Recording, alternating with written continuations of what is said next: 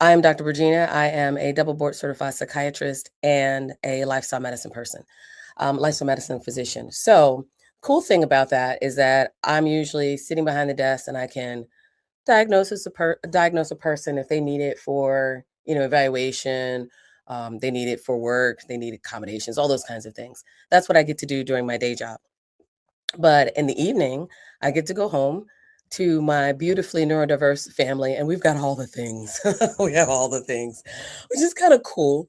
So when I talk to patients, I usually get where they're coming from. I don't get everything, I'm not in their skin, but I get a lot of things, a lot more than the average person would get. And I'm going to be talking about autism, but let me tell you something that most parents are going to show the front face.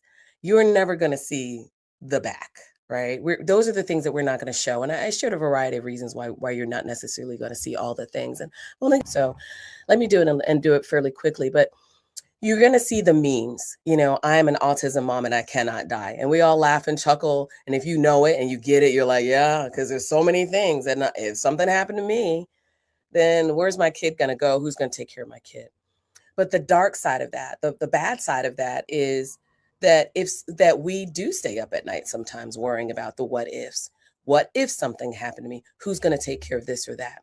That's why you see the advertisements for special needs trusts, or you see the advertisements for ABLE accounts, because we want to make sure our kids are financially available and able, right? Love the fact that they call it the ABLE account, that our kids are going to be okay. What you probably don't see, and you might, I haven't decided if I'm going to share it or not, but this was something that happened last year. But there was an incident on a bus where a bus driver ate inappropriately. Spoiler alert, this is where you pause and take off and don't watch the rest of this for now, unless you feel like you're in a good, safe space. 3, 2, 1. Where a person inappropriately touched a child who had a different ability, including children on the bus who had autism.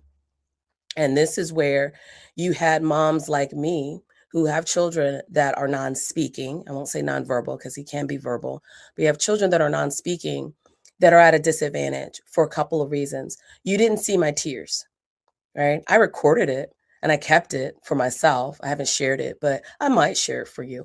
But you don't see our tears, not generally. We're not going to post that stuff, right? That's our private, grief time. You don't see the grieving that we have. In that particular situation, I was grieving because my son could not tell me if he was inappropriately touched.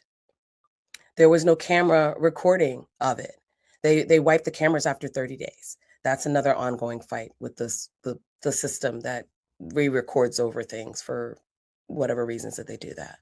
When I talked to the police officers about the investigation, they were happy with themselves because they were able to get some recordings and they were able to put the person behind bars almost immediately, get them off of the bus so they weren't hurting anyone else. Kudos for that. I'm grateful. I stand in solidarity with the officers on that. However, as a mom, I was really frustrated with the system that was not made for our kids, right? A recording that stops after 30 days when we know our kids are the highest likelihood of being sexually abused, sexually assaulted, physically assaulted. And there wasn't a lot of um, there wasn't a lot that could be done. The officers basically said, there was no protocol. When I started making investigations and asking questions about, well, what happens at children and youth? Are they even trained to interview our kids who may be non-speaking or use sign language? No one knew, right? Jury's still out on that one. When I asked about, okay, what are the protocols in place? I was told that different counties do it differently, which means that Howard County might do it one way, Montgomery County does it another way, Carroll County, Baltimore City, Baltimore County, Anne Arundel County. They all have different ways of doing it. I got to talk to senators, diplomats, delegates, got to talk to people that the governor has put in place for some of these things, and was told that it's important, but right now, things like wandering, elopement, and traffic stops are a bit of more of a higher priority, which I totally get. You're not going to see the autism mom and me sit at home with my head in my hands, just wondering, where do I start? There's so many different places. Do I enroll my kid in swim classes? Do I put him in some kind of program where he can do speech to text, so that he can verbalize himself a little bit better? What do I do as the autism mom? Right? You don't see the conversations behind the scenes where I might look at things one way and my husband might look at them a slightly different way. We've got the same overall vision, but we want to come at it a slightly different way. You probably have heard the statistics about marriages that might end in divorce, but guess what? What you don't know is it happens at different times. If the child is diagnosed at one stage of time, it looks one way. If the child is diagnosed at another stage, it looks a different way. Depending on the pecking order of the sibling, it can look yet a different way. You don't get to see those things that we grapple with as autism parents. You don't get to see the fact that we're constantly coordinating multiple bits of care for our kids, and it takes a lot of time. You get to see our public pain when something bad happens, when one of our kids have an inappropriate or unfortunate encounter with law enforcement or with the teacher or with the bus driver. You don't see that we're crying behind the other side of the glass when our kids are in outpatient programs or in hospital programs to try to get their behavior better. You're just can't they just get their child under control when they're in the grocery store acting out? You don't see us investing our time on the other end trying to figure out what's the best thing. You don't see us when we're going through the med management changes. Can't you just put them on a medicine, special medicine? You don't get to see when I've tried all the different things and I've tried the different medicines and me jump at the opportunity to get my child on XYZ medicine only to be told that company no longer makes it. Company is not making enough. So they're not gonna allow you to have the medicine. Or you don't get to see the side effects. The child that stays up all night on the floor with both parents on either side just rubbing them on the floor because we didn't know. Yeah, we knew he was allergic to clindamycin. Yeah, we knew he was allergic to Keflex, but who's allergic to phenylephrine? That's in every cough medicine that you can think about.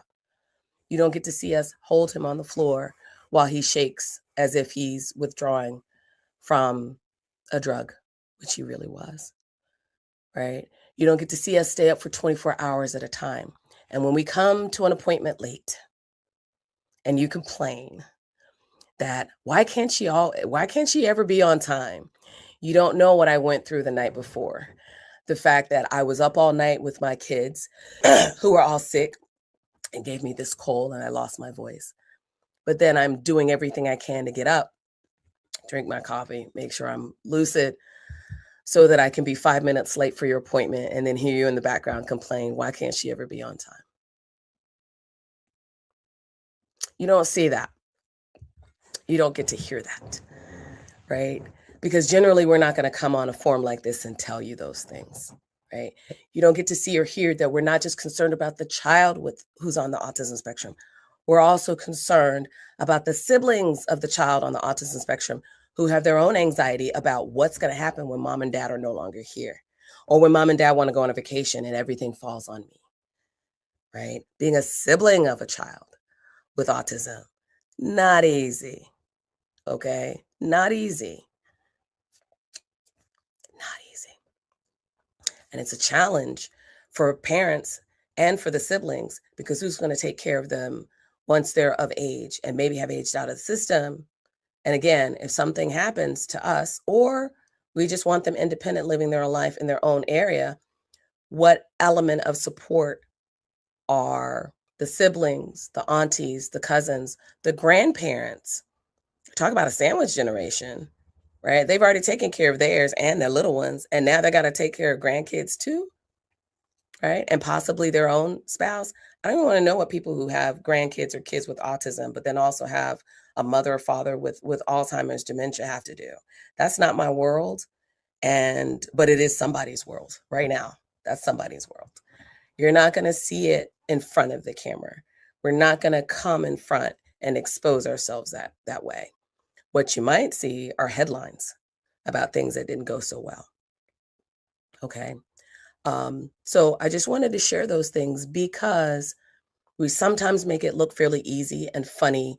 And I just saw a really good friend of mine Saw them celebrate her for her 16th birthday. We celebrated my son for his 16th birthday. And in front of the camera, it was all the laughs and the singing and the smiles and the using the touch devices and the first words and all the things. But behind the scenes, you don't get to see how we handle our children when they're going through puberty. Can you imagine what puberty was like with just you being neurotypical? Imagine what puberty is like with a child on the spectrum who can't articulate to you what's going on down below.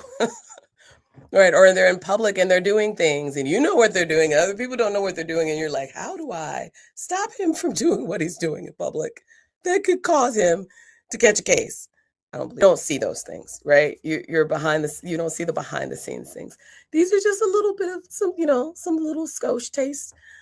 It is World Autism Day. Hooray, hurrah. I do want you treating our kids with respect and honor and humanity, autism and humanity. I do want that. Absolutely want that. But I also want you to start giving these parents a break, okay? Bottom line is you're not going to see all the things, of course. You're not going to see all the things. You're like anything else with any other social media, you're going to see the good, some of the challenging. You might see a little Scotia ugly put on at a humorous bent.